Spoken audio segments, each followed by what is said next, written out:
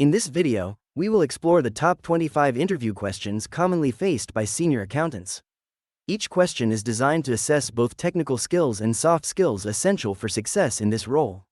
We will also provide well-crafted answers to help candidates prepare effectively. By understanding these questions and responses, you can enhance your confidence and readiness for your next interview. 1. What accounting software systems are you most experienced with? I have extensive experience with several accounting software systems, including QuickBooks, Xero, and Sage. QuickBooks is particularly useful for small to medium-sized businesses due to its user-friendly interface and robust reporting capabilities. Xero excels in cloud-based solutions, making it ideal for remote teams and collaboration. Sage is beneficial for larger organizations, offering comprehensive features for payroll, inventory management, and compliance. I am also familiar with ERP systems like SAP and Oracle, which integrate accounting functions with other business processes, enhancing efficiency and accuracy. 2. Can you explain the difference between cash basis and accrual basis accounting? Cash basis accounting records revenues and expenses when cash is actually received or paid. This method is simple and often used by small businesses because it provides a clear picture of cash flow. On the other hand, accrual basis accounting recognizes revenues and expenses when they are earned or incurred, regardless of when cash changes hands. This provides a more accurate representation of a company's financial position over time, as it includes all liabilities and receivables. Most larger businesses prefer accrual accounting due to its compliance with GAAP and its ability to provide insights into future revenues and expenses. 3. How do you ensure compliance with GAAP and other relevant accounting standards? Ensuring compliance with GAAP and other relevant accounting standards involves a multifaceted approach. First, I regularly review updates and changes in accounting rules through professional organizations and continuing education courses. Second, I implement thorough internal controls and processes that align with these standards, ensuring accuracy and transparency in financial reporting. Third, I conduct regular audits and reconciliations to identify any discrepancies. Finally, I engage with external auditors to validate our practices and gain insights for improvement, fostering a culture of compliance within the team. 4. Walk me through your process for preparing financial statements. When preparing financial statements, I start by gathering all relevant data from various sources, including ledgers and subsidiary accounts. I then ensure that all transactions have been accurately recorded in the appropriate accounting period. Next, I prepare the income statement, balance sheet, and cash flow statement, adhering to GAAP standards. I double-check calculations for accuracy and consistency. After drafting the statements, I review them for any discrepancies and make necessary adjustments. Finally, I present the statements for internal review, ensuring that all stakeholders understand the financial position of the organization. 5. What methods do you use for revenue recognition? Revenue recognition involves several methods, depending on the nature of the transaction. Common methods include the percentage of completion method for long-term contracts, which recognizes revenue as work progresses. For goods sold, I typically use the point-of-sale method, recognizing revenue when the product is delivered. In cases of subscription services, I apply the straight-line method, allocating revenue evenly over the subscription period. I ensure that my revenue recognition aligns with the ASC 606 standards, which emphasize identifying performance obligations and recognizing revenue when those obligations are fulfilled. This approach ensures accurate financial reporting. 6. How do you handle depreciation of fixed assets? Handling depreciation of fixed assets involves several key steps. First, I determine the appropriate method for depreciation, such as straight line or declining balance, based on the asset type and company policy. Next, I calculate the useful life and salvage value of the asset. I then document these details in the accounting system and ensure accurate entries in financial statements. Additionally, I regularly review asset valuations and adjust for any impairments. Staying compliant with accounting standards is crucial, and I maintain detailed records to support depreciation calculations and audits. 7. Explain your approach to reconciling complex accounts. When reconciling complex accounts, I start by gathering all relevant data and documentation. I then compare the account balances from different sources, identifying discrepancies. I prioritize understanding the root causes of any differences, which often involves reviewing transactions, journal entries, and supporting documentation. I utilize accounting software tools to automate some processes, making it easier to spot inconsistencies. Communication with team members is essential, as they may provide insights into any recent changes or unusual transactions. This collaborative approach ensures accuracy and completeness in the reconciliation process. 8. Describe a challenging accounting issue you faced and how you resolved it. When I faced a significant discrepancy during a month-end close, I discovered that a previous transaction had been recorded incorrectly. This issue led to an inaccurate financial statement, causing concern for management. To resolve it, I first conducted a thorough review of all relevant entries and identified the root cause of the error. I collaborated with the team to correct the entries and implemented a new checklist for transaction approvals to prevent similar issues in the future. This experience reinforced the importance of attention to detail and effective communication within the team. 9. What experience do you have with budgeting and forecasting? Budgeting and forecasting have been integral parts of my accounting experience. I have developed annual budgets by collaborating with various departments, ensuring that their needs align with the organization's strategic goals. I utilize historical data and market trends to create accurate forecasts, adjusting them as necessary for changing circumstances. My experience also includes monitoring budget variances and providing insightful reports to management, which aids in informed decision-making. This proactive approach has enhanced financial performance and resource allocation in my previous roles. 10. How do you stay organized when managing multiple projects and deadlines? Staying organized when managing multiple projects and deadlines involves creating a structured approach. I use digital tools like project management software to track tasks, deadlines, and priorities. Breaking down projects into smaller, manageable tasks allows me to focus on one aspect at a time. I prioritize tasks based on urgency and importance, ensuring that critical deadlines are met. Regularly reviewing my progress and adjusting my schedule as needed helps maintain efficiency. Additionally, setting aside specific blocks of time for focused work minimizes distractions and enhances productivity. 11. Tell me about your experience with internal and external audits. My experience with internal and external audits has been extensive. I have participated in several internal audits where I collaborated closely with our compliance team, ensuring that our accounting practices align with company policies and regulatory requirements. During external audits, I served as the primary point of contact for auditors, providing them with necessary documentation and explanations about our financial statements. This experience taught me the importance of transparency and accuracy in financial reporting, as well as the value of proactive communication to address any auditor queries effectively. 12. What strategies do you use to minimize accounting errors? To minimize accounting errors, I employ several strategies. First, I establish clear processes and checklists for each accounting task, ensuring consistency. Regular training and updates help keep the team informed about best practices and changes in regulations. Additionally, I implement strong internal controls that include dual reviews for significant transactions.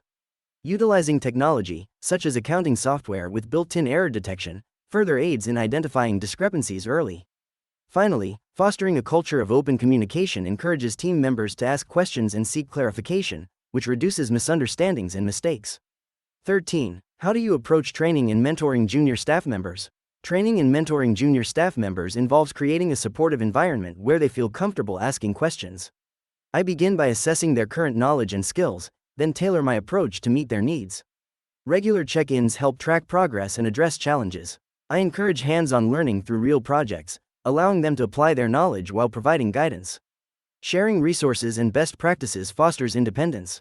I also emphasize the importance of feedback, both giving and receiving, to facilitate continuous improvement and professional growth. 14. Describe your experience with financial analysis and reporting to management. I have extensive experience in conducting financial analysis to provide management with valuable insights for decision-making. This includes analyzing key performance indicators, variance analysis, and preparing financial reports that highlight trends and forecasts. I regularly collaborate with various departments to understand their financial needs and tailor reports accordingly. Additionally, I create presentations that translate complex financial data into actionable recommendations, ensuring that management is equipped with the information needed to make informed strategic choices. 15. How would you explain complex financial information to non-finance colleagues? When explaining complex financial information to non-finance colleagues, I focus on using simple language and relatable examples. I break down the information into smaller, digestible parts, highlighting key concepts without jargon. Visual aids, like charts and graphs, can be beneficial to illustrate trends or relationships. I also encourage questions to ensure understanding and clarify any confusion.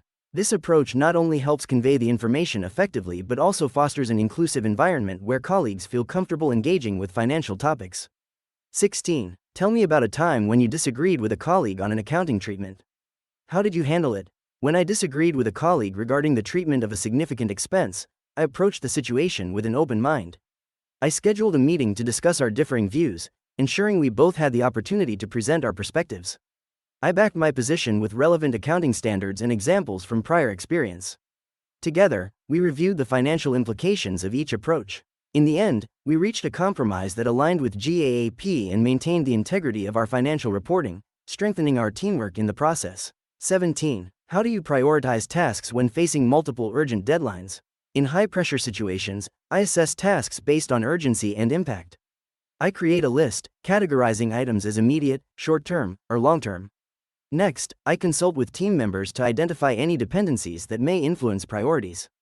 I aim to tackle tasks that will have the most significant effect on operations first. Regular check-ins help me adjust priorities as needed. Effective communication with stakeholders about timelines ensures everyone is aligned, allowing for smoother execution. This organized approach helps me manage deadlines efficiently while maintaining quality. 18. Describe a situation where you identified and corrected an accounting error made by someone else. In a previous role, I noticed a discrepancy during a routine reconciliation of accounts payable. A colleague had mistakenly recorded a vendor invoice twice, leading to an inflated expense report. I took the initiative to verify the invoices and discussed my findings with my colleague. Together, we reviewed the records and confirmed the error. I documented the correction process and suggested implementing a double-check system for invoice entries. This experience not only helped rectify the financial statements but also emphasized the importance of collaboration and thoroughness in our accounting practices. 19. How do you stay motivated during repetitive tasks or month-end close periods? Staying motivated during repetitive tasks or month-end close periods involves setting clear goals and celebrating small achievements. I break tasks into manageable segments, allowing me to focus on one aspect at a time. Using checklists helps track progress and maintain a sense of accomplishment. I also find it beneficial to mix in short breaks, which refresh my mind and sustain my energy levels. Engaging with colleagues to share insights and strategies can create a positive atmosphere, making the process more collaborative and enjoyable. 20. What steps do you take to ensure data confidentiality and integrity? Ensuring data confidentiality and integrity involves implementing several key measures.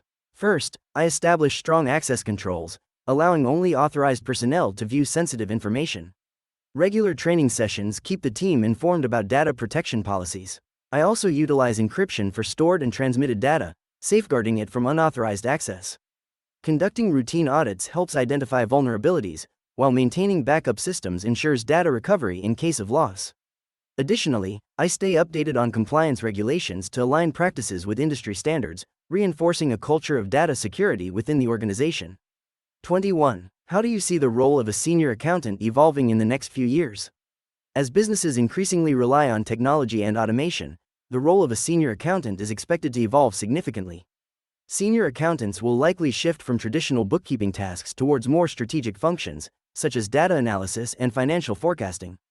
They will need to embrace advanced accounting software and tools that enable real-time reporting and enhance decision-making. Additionally, the focus on compliance and risk management will grow, requiring senior accountants to play a key role in ensuring transparency and accountability in financial practices. This evolution will demand strong analytical skills and the ability to adapt to new regulations and market dynamics. 22. What leadership qualities do you think are most important for a senior accountant? Effective leadership qualities for a senior accountant include strong communication skills, integrity, and the ability to inspire others. A senior accountant should be approachable, fostering open dialogue to address concerns and promote collaboration. Critical thinking is essential for problem-solving and decision-making, while adaptability allows for managing changes in regulations or technology. Mentoring abilities are vital for guiding junior staff, ensuring they develop their skills.